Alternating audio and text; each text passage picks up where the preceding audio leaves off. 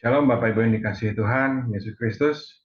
Saya berharap dan berdoa Bapak Ibu semua ada di dalam keadaan baik semuanya.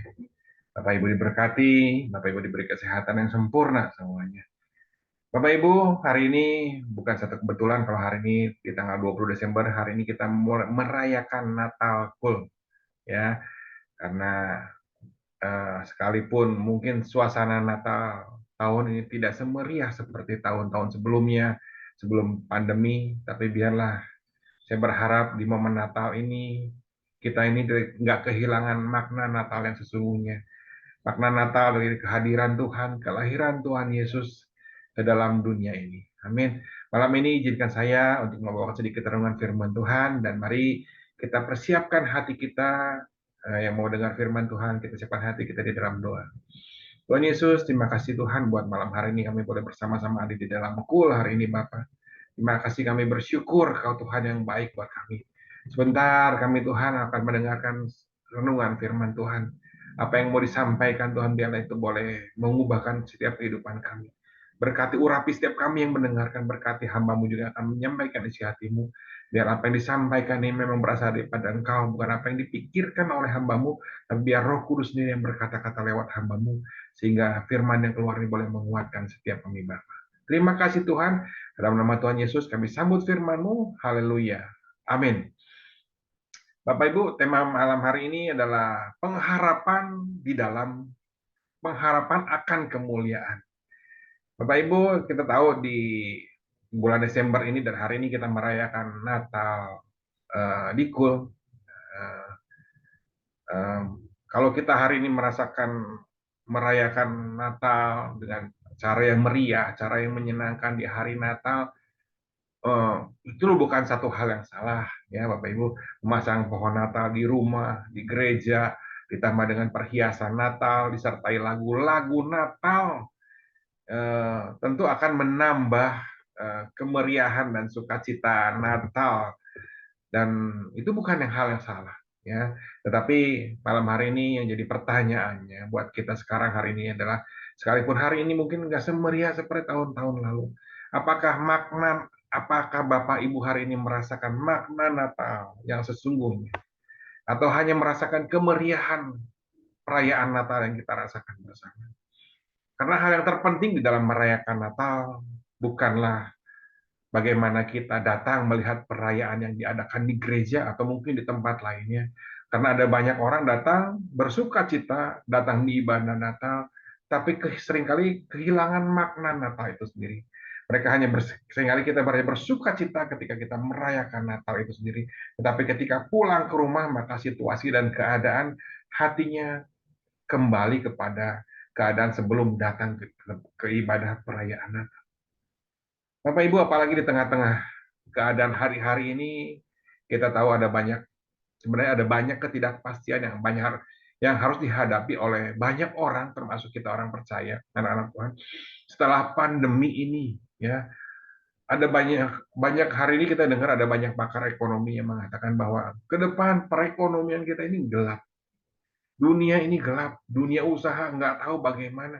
Dunia industri juga bagaimana menghadapi masa ke depan yang serba nggak pasti, akan menghadapi sesuatu yang masa sulit yang nggak diketahui kapan dan bagaimana cara mengatasi.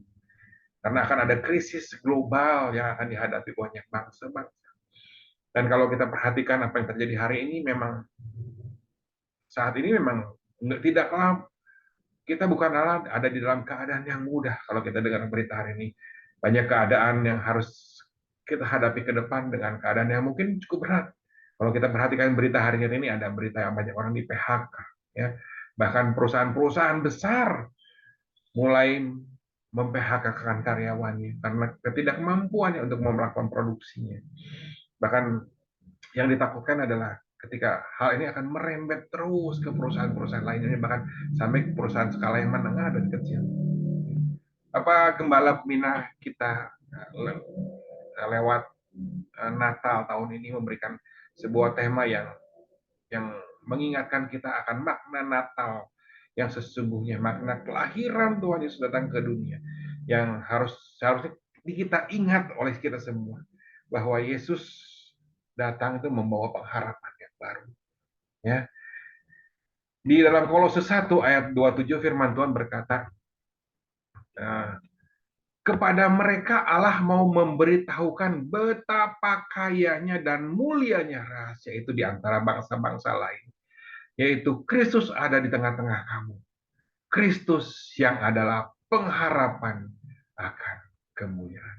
Kalau kita memperhatikan apa yang firman Tuhan yang katakan ini, bahwa kelahiran Tuhan Yesus, makna Tuhan kelahiran itu adalah membawa membawa sebuah rahasia besar akan apa? Akan pengharapan dan pengharapan akan kemuliaan. Buat siapa? Buat setiap kita. Ya. Kalau kita memperhatikan apa yang dalam peristiwa kelahirannya saja Tuhan Yesus, sejak dari kandungan apa yang terjadi, kita bisa lihat dari apa yang terjadi kepada Maria ibunya yang mengandung Yesus melalui Roh Kudus ini.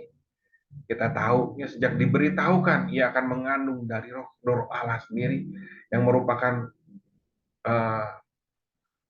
Tuhan yang punya rencana buat kehidupan umat manusia yang besar ini. Apa yang dialami Maria itu bukan suatu hal yang mudah, ya. Saya percaya itu adalah sebuah pergumulan kesulitan yang dihadapi oleh Maria.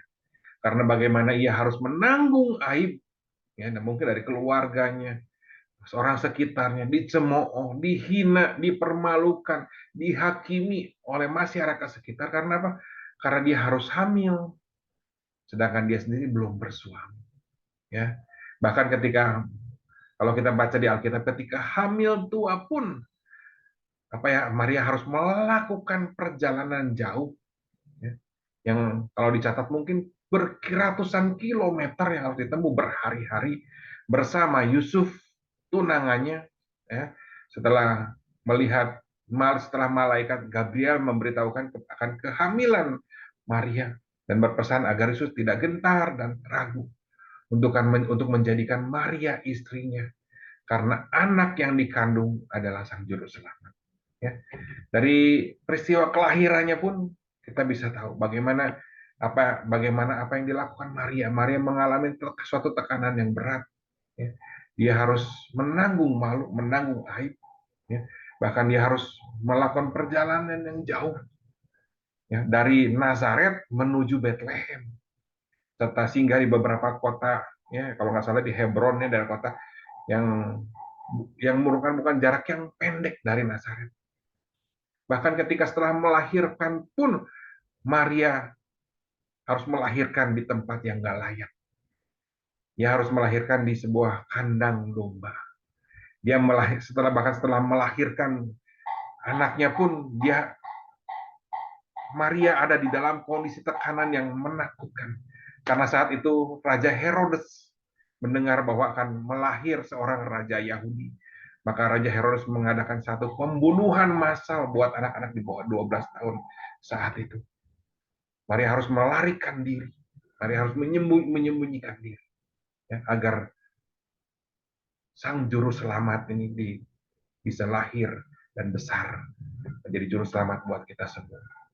Bapak Ibu, apa yang dialami Maria saat itu bukan hal yang mudah. Bukan hal yang enak untuk dijalani. Mungkin sama seperti keadaan kita hari-hari ini di dalam menjalani kehidupan hari-hari ini. Tadi kita dengar berita, dunia gelap, ke depan gelap, nggak tahu seperti apa. Atau mungkin ada di antara Bapak Ibu Saudara sekarang sedang mengalami masa yang sukar. Ada terlalu banyak tantangan, ada terlalu banyak rintangan yang ada di pikiran kita yang harus dihadapi ke depan oleh Bapak Ibu Saudara. Mungkin rasanya begitu sukar dan kadang bisa membuat kita ini menjadi begitu takut, begitu cemas ketika dipikirkan, bahkan bisa membuat kita jadi sakit. Ya, ketika kita memikirkan ketakutan, kecemasan, ya, kesukaran yang dialami dalam kehidupan kita yang kita hadapi hari-hari ini. Tapi malam hari ini kita mau belajar lewat peristiwa apa yang dihadapi Maria. Saat itu juga bukan hal yang mudah. Dia harus menanggung aib. Dia harus dikejar-kejar. Ya. Dia harus melahirkan di kandang domba. Tapi Alkitab di dalam Lukas 2 ayat 19 mengingatkan seperti ini. Tetapi Maria menyimpan segala perkara itu di dalam hatinya dan merenungkan. Apa yang disimpan di dalam hati Maria, saya percaya bukan hanya masalah berat yang dihadapi, tetapi apa yang disimpan di hatinya, saya percaya seperti apa yang dituliskan di Kolose 1 ayat 27, ya, bahwa betapa kaya dan mulianya rahasia di antara bangsa-bangsa lain, yaitu Kristus ada di tengah-tengah kamu. Kristus yang adalah pengharapan dan kemuliaan. Saya percaya apa yang disimpan di hatinya bukan hanya masalah, tapi sebuah rahasia yang ditaruh baik-baik di dalam hatinya akan sebuah pengharapan yang kuat akan kemuliaan Tuhan di balik semua masalah yang dihadapi hari ini. Sejak kapan? Sejak ia ketika bertemu dengan Gabriel, malaikat yang akan memberitahukan bahwa kabar kehamilannya dan akan kelahiran sang juru selamat Raja Yehuda melalui dirinya. Bapak Ibu, saya percaya itulah yang menjadi sumber kekuatan dan pengharapan akan kemuliaan yang membuat Maria boleh bisa bertahan menghadapi setiap tekanan masalah ketika dia mengandung Yesus.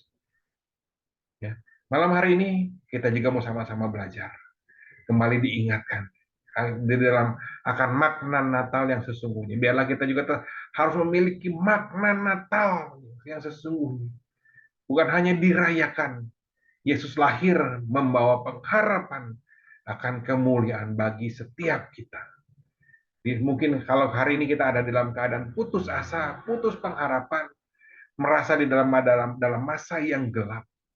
Biarlah kita belajar dari Maria. Maria nggak putus asa karena dia tahu Tuhan merancangkan yang baik. Tuhan memberikan pengharapan yang akan kemuliaan yang luar biasa di balik setiap permasalahan yang harus dihadapi oleh Maria.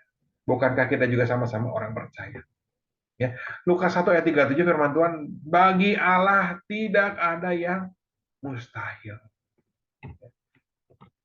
Milikilah pengharapan, karena saya percaya pengharapan adalah sesuatu yang penting buat kita semua, umat manusia.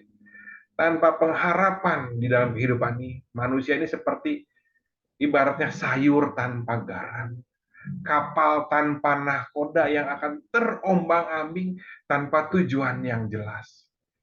Bagian kita harus memiliki pengharapan yang kuat di dalam hidup ini. Dan saya percaya Tuhanlah sumber pengharapan di saat susah sekalipun. Ya. Abraham pernah berdoa, di Alkitab mencatat, sekalipun nggak ada dasar untuk berharap, tetapi ia tetap berharap dan berdoa kepada Tuhan. Di dalam masa penantiannya, menantikan janji Tuhan buat keturunannya. Bahkan setelah istrinya mati haid, Abraham sudah tua, sudah putih rambutnya. Ia tidak pernah kehilangan pengharapan. Dan apa yang kita tahu? Janji Tuhan digenapi. Lewat Abraham, bangsa Israel boleh ada. Umat pilihan boleh ada. Betapa pentingnya pengharapan buat kita. Karena dengan memiliki pengharapan, akan menjadikan kita ini jadi manusia yang bukan manusia yang biasa. Ya. Hari ini ada dua hal. Ya. Kenapa kita harus memiliki pengharapan akan kemuliaan di balik setiap masalah yang ada? Karena pengharapan ini akan membuat kita menjadi bukan manusia yang biasa. Ya. Manusia biasa punya kekuatan. Ya, mungkin hari ini orang menilai kekuatan manusia dari otot. Tapi kekuatan manusia sebenarnya bukan hanya dinilai dari ototnya saja, bukan dari fisiknya, tetapi dinilai kekuatan seorang dari seberapa kuat ia dapat menjalani tantangan di dalam kehidupan ini. Ya. Bapak Ibu, kalau kita perhatikan sejak kecil kita sekolah, itu nuntut ilmu, diberi kepandaian lewat orang tua kita. Apa sih tujuan orang tua kita? Agar kita ini bisa bertahan, bisa survive, menjalani kehidupan. Agar kita ini mungkin satu saat bisa bekerja, bisa mandiri. Tetapi ada satu hal yang penting yang mau sampaikan. Selain kepandaian, selain ilmu, pendidikan yang menjadikan manusia kuat. Ya. Saya percaya Nggak cukup dengan hal itu, tapi kita harus punya pengharapan, pengharapan di dalam hidup ini. Karena begitu banyak tantangan, kenyataannya dalam kehidupan harus kita hadapi. Ya. Nggak cukup dengan kepandaian saja, akan menjadikan kita jadi kuat dalam menghadapi. Perlu sesuatu yang lebih kuat dari sebuah kepandaian, yaitu apa? Tangan Tuhan, pengharapan dari Tuhan sendiri. 1 Yohanes 5 ayat 4, sebab semua yang lahir dari Allah mengalahkan dunia. Dan inilah kemenangan yang mengalahkan dunia, yaitu iman kita. Bapak Ibu, hanya orang yang mengandalkan dirinya sendiri yang akan kalah dalam menghadapi tantangan yang begitu bertubi-tubi di dalam dunia ini. Tapi hanya orang yang dapat mengandalkan Tuhan, dia akan menjadi orang yang kuat. Karena ia tahu ia tidak sendiri. Tapi Tuhan pasti menolong di dalam hidupnya. Biarlah kita hari ini belajar jadi seperti Maria, ya, yang lebih mempercayai Tuhan daripada apa yang keadaan yang harus dihadapi hari-hari ini. Amin. Hal yang kedua, kenapa kita perlu punya pengharapan, punya makna Natal yang benar. Karena saya percaya orang yang punya pengharapan akan kemuliaan Tuhan, fokus hidupnya akan berbeda. Ya, orang yang punya pengharapan di dalam Tuhan akan mengarahkan diri kepada hal-hal yang mulia. Orang yang memiliki pengharapan tentu akan punya pola pikir yang berbeda. Ya, dan saya percaya orang yang memiliki pengharapan, yang mengarahkan pengharapan hidupnya kepada Tuhan, pasti akan memiliki hal-hal yang sama seperti apa yang Tuhan Yesus pikirkan. Filipi 4 ayat 8, firman Tuhan, jadi akhirnya saudara-saudara, semua yang benar, semua yang mulia, semua yang adil, semua yang suci, semua yang manis, semua yang sedap didengar, semua yang disebut kebajikan dan patut dipuji, pikirkanlah semuanya itu. Mengarahkan diri kepada satu hal, bicara mengenai fokus kita terhadap satu hal. Maria dapat melewati semua tantangan dalam proses, mulai dari hamil sampai dia harus melahirkan sang juru selamat. Karena saya percaya, karena fokusnya beda. Fokusnya bukan pada masalah, tapi dia fokusnya akan kepada pengharapan, akan kemuliaan. Sejak apa? Yang dia dengar sejak mulai dari ketika malaikat Tuhan Gabriel memberitakan kabar sukacita yang ia simpan di dalam hatinya. Bukan tanpa keraguan, saya percaya. Bukan tanpa ketakutan, Maria menjalani apa yang harus dilakukan. Mungkin dia kadang juga mengalami keraguan. Mungkin dia mengalami ketakutan. Ketika Herodes harus mencari anak yang membunuh anak-anaknya. Tapi karena fokusnya ini kepada pengharapan akan Tuhan, akan kemuliaan Tuhan yang dimilikinya, yang disimpannya di dalam hatinya, di dalam sebagai janji Tuhan. Itu yang membuat dia menjadi tetap kuat dalam menghadapi permasalahan yang harus ditantang dan tantangan yang harus dilewati. Ayat terakhir, Ibrani 6 ayat 19, ayat yang luar biasa ya. Pengharapan adalah sauh yang kuat dan aman bagi jiwa kita, yang telah dilabuhkan sampai ke belakang tabir. Ya. Firman Tuhan tadi bilang pengharapan adalah sauh yang kuat dan aman bagi jiwa kita. Sauh adalah jangkar, di mana sebuah kapal yang besar ya, akan terapung dengan tenang di tengah-tengah laut yang sekalipun bergelombang. Tapi kapal itu kan tetap terapung dengan tenang. Karena ketika jangkar, ketika sauh itu dilemparkan dan menempel kuat pada batu karang. Hari ini kita belajar makna Natal yang sesungguhnya dalam kelahiran Tuhan Yesus. Bukan hanya merayakan bersuka cita, tapi Biarlah kita boleh merasakan bahwa Tuhan adalah sumber pengharapan buat kita. Karena Yesus sendiri adalah sang batu karang yang teguh itu. Ya, ketika hati kita menyandarkan diri kepada sang batu karang, menempel kuat pada sang batu karang, saya percaya masalah apapun yang Bapak Ibu hadapi dalam kehidupan kita, jangan lepaskan pegangan kita kepada sang batu karang. Karena itulah akan menjadi sumber kekuatan, sumber pengharapan yang tidak pernah hilang, yang tidak pernah habis di dalam kehidupan kita. Amin. Setiap kita mungkin pernah dihadapkan dalam masa dan situasi yang sulit. Mungkin kita ngalamin masa situasi yang sulit yang seolah-olah nggak ada jalan keluar, semua tertutup. Tapi percayalah, lewat malam hari ini, janji firman Tuhan itu ya dan amin. Dan hari ini kita diingatkan bahwa di dalam Tuhan Yesus, kelahiran Tuhan Yesus memberikan pengharapan yang kuat buat kita. Bahwa di balik setiap persoalan yang ada dalam kehidupan kita, pasti ada jalan keluar. Dan Tuhan sanggup melakukan mujizat-mujizatnya. Karena mujizat itu masih ada. Dan bagi Tuhan, tidak ada yang mustahil. Amin. Yuk kita tutup dalam doa. Tuhan, terima kasih buat malam hari ini. Kami bersyukur kami ada di dalam kul malam hari ini, Bapak.